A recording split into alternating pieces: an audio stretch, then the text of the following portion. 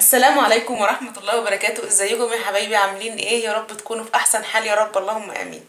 النهارده ان شاء الله بناء على طلبات كتير جدا جت لي على القناة من مشاهدينا حبايبي، عايزين يعرفوا انا بلمع الالومنيا بتاعتي ازاي. انا طبعا اتاخرت عليكم في الفيديو ده، بس معلش انا اسفة سامحوني. عارفين بقى امتحانات الولاد وكده.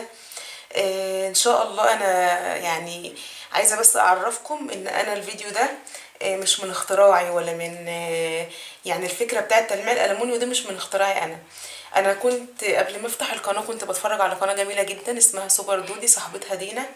اكيد طبعا عارفينها، غنيه عن التعريف. ففي مره كنت شفت فيديو ليها تلميع الالومنيوم، فلقيتها الفكره بقى اللي انا جايه اعملها لكم النهارده. الصابونه دي اسمها صابونة شمس.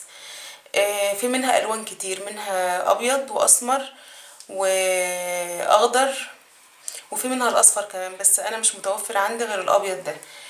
بس الحقيقة قناة سوبر دودي كانت دينا عاملاها بشرة الصابونة دي، كانت بشراها وحاطه عليها خل، بس كانت صابونه سمراء الحقيقه. انا دورت على الصابون الاسمر ده هنا في البلد ما لقيتش، بس الراجل اللي بيبيع المنظفات قال لي ان ديت يعني هي نفس التركيبه بالظبط، بس الفرق في اللون. فهي كانت بشره الصابونه، وكانت حاطه عليها خل وحاطه عليها صابون بالليمون وحاطه عليها شويه بريل. بس انا الحقيقه بس يعني ايه، مش هبشرها ولا حاجه، انا هرغي بس بقى كده على السلكه ديت. سلكه عاديه خالص، السلك بتاع الالومنيوم بتاعنا. وهوريكم النتيجة ان شاء الله هتكون هايلة، بس الفضل طبعا والفكرة الاساسية بيرجع لسوبر دودي. فلازم اعطي كل ذي حق حقه، وما نسيبش ان الفكرة دي بتاعتي انا، فلازم اقول لكم ان دي فكرتها قبل ما اعمل اي حاجة. طبعا شايفين معايا الحلة اهي، يعني تتحدث عن نفسها. يعني شايفين منظرها عامل ازاي، زرقاء جدا. انا سبتها عملت كده وركنتها كمان علشان تنشف والزرق ده يفضل فيها، بحيث لما اجي اغسلها تشوفوها قبل وبعد. ما حبيتش اجيب لكم حاجه نظيفه واقول لكم ان انا هنضفها فما يبقاش فيها فرق، حابه اوريكم الفرق اهو بين قبل وبعد. تابعوني بقى وشوفوني هعمل ايه. سهله جدا وبسيطه، وانا يعني من الناس اللي ما بحبش اطلع اعمل الحاجات اللي زي دي على اساس يعني ان كلكم عارفين طريقه الغسيل وكده. بس لما حبيبتي سالتني وحبايبي اللي سالوني عن طريقه تلميع الالومنيوم، انا قلت اوريكم الطريقه اللي انا بستخدمها، وان هي اصلا ما كانتش طريقتي. انا كنت في الاول يعني بحط شويه بريل واغسل المواعين وخلاص، فهي كانت تنضف بس ما كانتش بتلمع اللمعان اللي انا عاوزاه. فالحقيقه لما شفت فيديو تلميع الالومنيوم بتاع سوبر دودي وكانت فعلا الالومنيوم بتبرق جدا، قلت لا لازم اجرب الطريقه بتاعتها.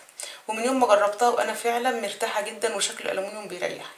يلا بقى عشان انا كده طولت عليكم في الرغي بتاعي، اغسلها قدامكم وهتشوفوا النتيجه ان شاء الله. انا يا بنات هرغي بالصابونه كده على السلكه ومش هبشرها ولا حاجه، اللي حابب بقى يبشرها يبشرها، واللي حابب يرغي زي ما انا برغي كده يعمل زي بالظبط. هفتح بقى الميه كده علشان الصابونه ترغي معايا كويس. هبل السلكه كده بالراحه، مش عايزه بس اهدر في الميه. وعايزه اقول لكم ان يستحسن في الساعه بتاعتنا دي لازم نغسل بميه سخنه، عشان طبعا ما تسقعيش وتزهقي من غسيل المواعين.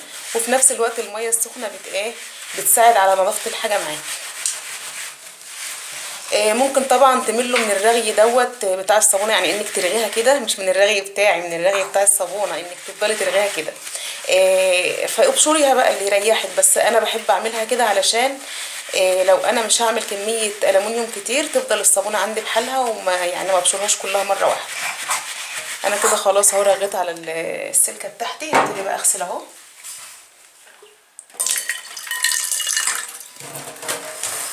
معاكم قدامكم واحده واحده خالص بالشكل اللي انتوا شايفينه ده كده. طريقة سهلة جدا وجميلة خالص. انا كنت قست من الالومنيوم دوت وجبت حلل سيراميك، والله ما اكدبش عليكم يعني، بس الحقيقة الحلل السيراميك ما استحملتش عندي. آه كنت بصراحة يعني مش سوء استخدام مني.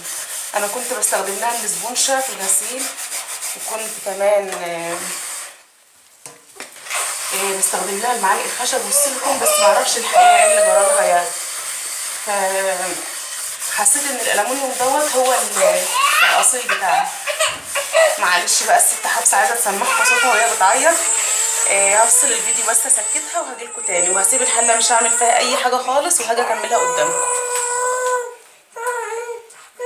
رجعت لكم تاني يا بنات، والحله زي ما هي، انا ما غسلتهاش خالص لسه يعني، على زي ما انا واقفه معاكم. هكملها بقى معاكم اهو.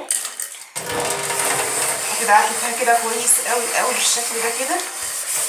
اسفه جدا اني فصلت الفيديو بجد، يعني انا على ما بخلص اي فيديو ببقى متعطله جدا من بنتي طبعا صغيره لسه، ف معلش بقى سامحوني.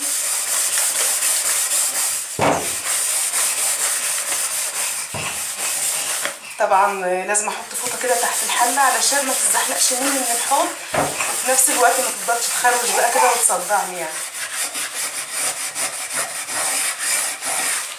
من بره نفس الكلام برضو اهو قدامكم.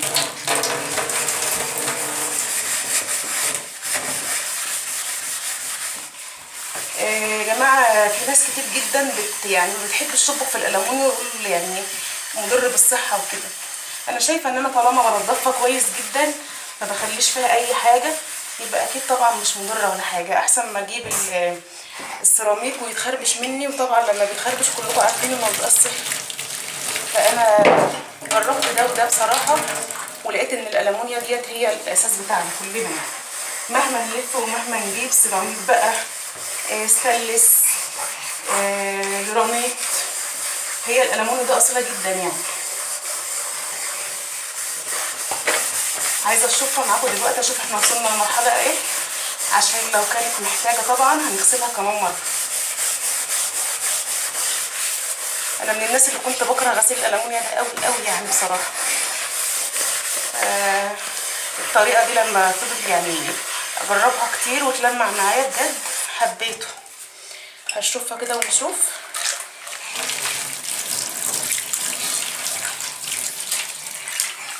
طبعا هتعوز كمان مره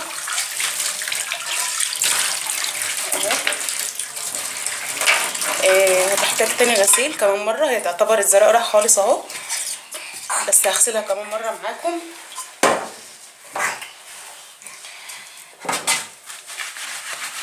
يعني انت حتى لو بتعملي كده كل فتره غسيل دوري كده الالومنيوم بتاعتك، حتى لو مش يعني لو مش وسخه بتطلعها كده من دولاب المطبخ وتقولي ادعكها كده دعكه كويسه عشان تفضل محطوطه كويس يعني نضيفه وحلوه، تبقى حاجه كويسه جدا وبتريحك برضه. وعلى فكره يا بنات معلومه، يعني لما بتلمعي الالومنيوم بتاعتك بتاخد على اللمعان، بعد كده لما تيجي تغسليها دعكه صغيره كده وبتلاقيها خلاص نطفت بسرعه. لكن لو هي مش واخده ان هي تلمع كل مره بتضايقك جدا وبتزهقك في الغسيل.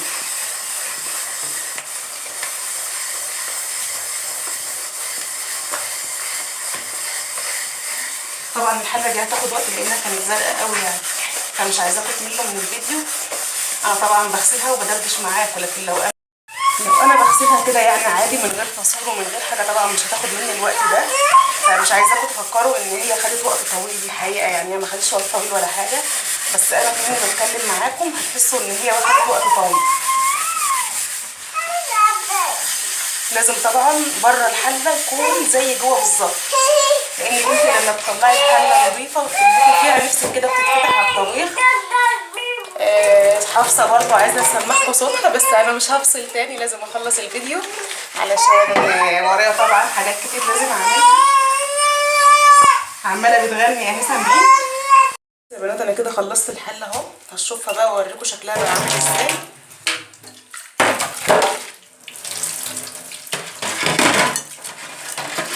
طبعا انا بشوفها بايد واحده لان شايله الحاجه حافظه على ايدي علشان تبطل عياط كده وعامله لكم ازعاج، واكيد زمانكم زهقتوا منها ومني انا كمان، فمعلش بقى المره دي كده اهو.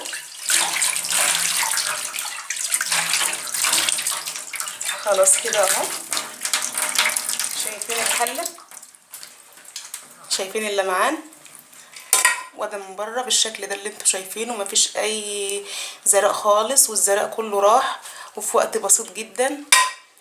يا رب يا رب الفيديو يعجبكم، وتكون كده طريقه سهله وبسيطه.